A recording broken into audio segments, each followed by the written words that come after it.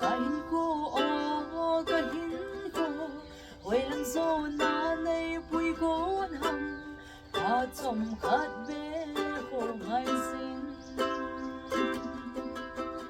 samang zada akon tobing ting huay dinem hiu banggaleng lenye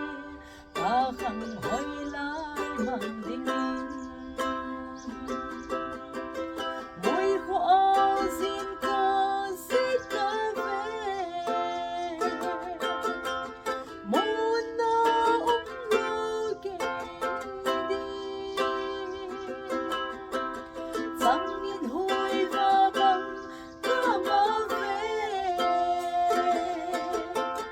leng leng ang vai mo leung puy so manong pivan inoma kahin ko o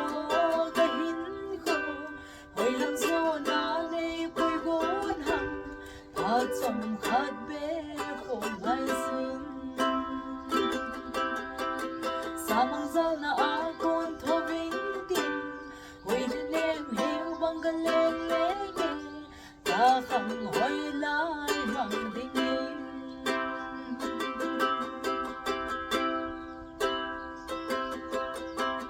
lol helon mana ding vai mo lung lai gil tuy bang avo tuy do lai ba bang zu ding hi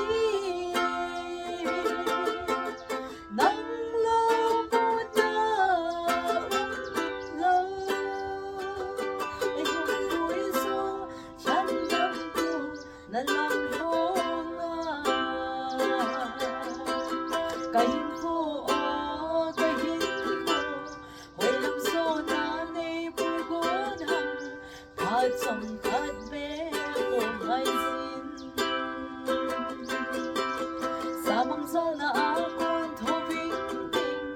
hoy dinem hiu banggaleng lenye kakang hoy lai mang dingin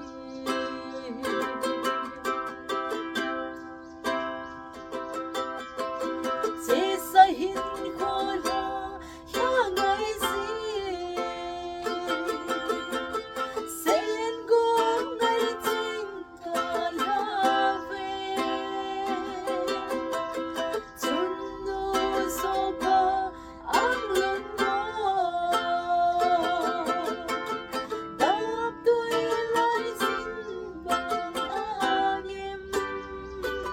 kanan tira kanin yan lam po kahin ko o kahin ko hoy lang so nanay puy gon ham at somkat be ko ngay sin samang zal na akon tobing ting hoy dinem hiu banggaleng lenye